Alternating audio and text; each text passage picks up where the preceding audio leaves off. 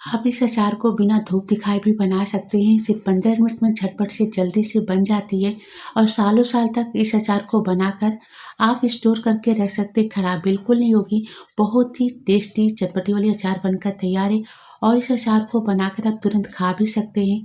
अगर हफ्ते में आपने एक बार भी इसे खा लिया ना, तो बहुत ही फ़ायदा देगी, बहुत ही टेस्टी है, चटपटी है।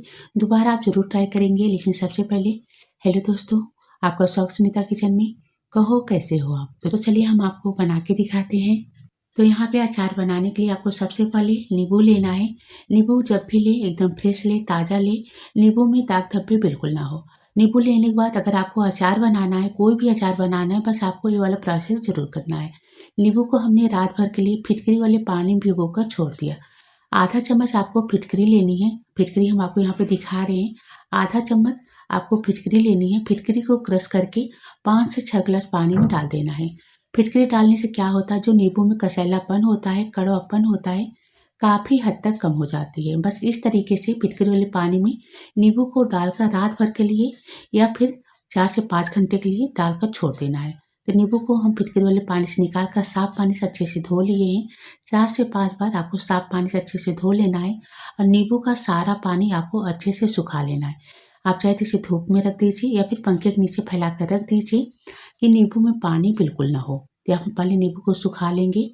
नींबू को सुखाने के बाद नींबू को आपको इस तरीके से छोटे साइज में कट कर लेना है और नींबू में जो बीज होते हैं, सीड होते हैं ना, आप उसे निकाल दीजिएगा। सारे बीज आपको नींबू को निकाल देना है और नींबू आप अपने हिसाब से छोटा बड़ा कट कर सकते हैं।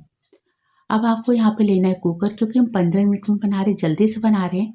तो आपको यहाँ पे लेना है कुकर और कुकर में सिर्फ छोटे चम्मच से 1 चम्मच लगभग डाल देना है कुकिंग ऑयल। कोई भी तेल ले सकते हैं जो आप अपने किचन में यूज करते हैं। अच्छे से कुकर को अंदर वाले हिस्से को ग्रीस कर देना है, क्योंकि हम पानी की यूज बिल्कुल नहीं करेंगे। पानी की यूज करेंगे तो अचार हमारे बहुत ही जल्दी खराब हो जाएंगे। जो आपने नींबू को कट किया था ना, और कुकर में डाल दीजिए। जब तेल अच्छे से ग्रीस कर ले तभी आप नींबू को डालिएगा। पानी की यूज आपको बिल्कुल नहीं करना है। तो सारे नींबू को हमने यहाँ पे डाल दिया है। अब आपको यहाँ पे कुकर का ढक्कन लगा देना है।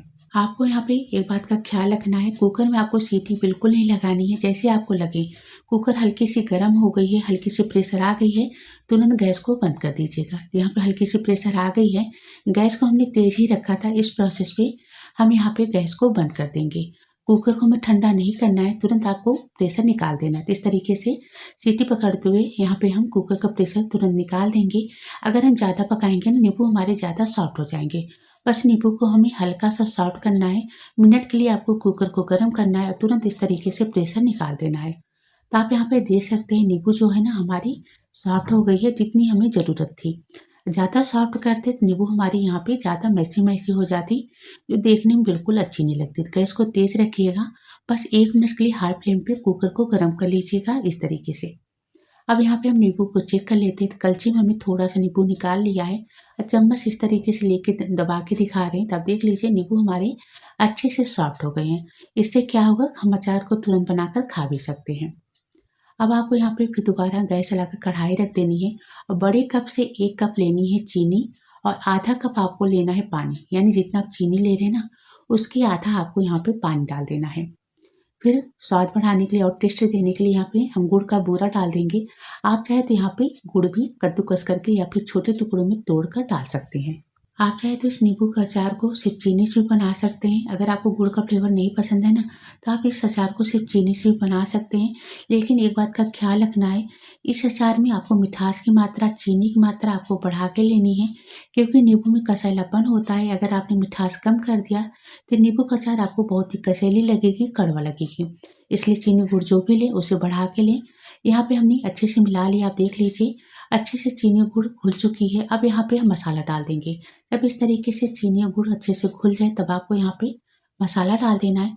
1 चम्मच लगभग आपको भुना हुआ जीरा पाउडर लेना है, यानी रोस्टेड कुमिन पाउडर, जीरा पाउडर आपको डाल देना है 1 चम्मच। और स्वाद के हिसाब से आपको यहाँ पे नमक डाल देना है। नमक में हमने काला नमक लिया है। अगर नमक कम लगेगी ना, नमक बाद में फिर डाल दीजिएगा। तीखापन देने के लिए यहाँ पे हम लाल मिर्च का पाउडर डाल देंगे। आप चाहे तो साबुत लाल मिर्च भी डाल सकते हैं। जितना तीखा खाते हैं ना, उस हिसाब से आप लाल मिर्च का पाउडर डालिएगा। एकदम थोड़ा सा आधा चम्मच भी कम आप गरम मसाला डाल दीजिएगा। गरम मसाला आपको बहुत ही कम लेना है। लाल मिर्च पाउडर डालने से क्या होता है, कलर भी अचार का बहुत बढ़िया आएगा और साथ ही साथ तीखापन मिलेगा। अगर लाल मिर्च पाउडर नहीं खाते हैं तो साबुत लाल मिर्च डाल दीजिएगा और अच्छे से धीमे आंच पे 2 मिनट के लिए आपको चाशनी को पकानी है। बीच-बीच में आपको चलाते भी रहना है और चाशनी को चेक करना है, क्योंकि चाशनी को हमें पूरी तरीके से नहीं पकानी, नहीं गाढ़ी करनी है। बस इतना पकाइए एक पतली सी लेयर आए। इसे बीच-बीच में चला भी रहे हैं, चेक भी कर रहे हैं। तो चाशनी को हमने यहाँ पे पका लिया है, एक बार चेक कर लेते हैं। चेक करने के लिए आपको इस तरीके से कलछी लेनी है। कलछी के नीचे वाले हिस्से को चाशनी में डिप करके देख लेना है। नीचे वाले हिस्से में आप देख रहे हैं जब डिप किया तो यहाँ पे एक पतली सी लेयर आ गई। इस तरीके से डिप करने के बाद आप देख लीजिए चाशनी की पतली सी लेयर आ गई, यानी इस प्रोसेस पे हमें इतना ही चाशनी को पकाना है।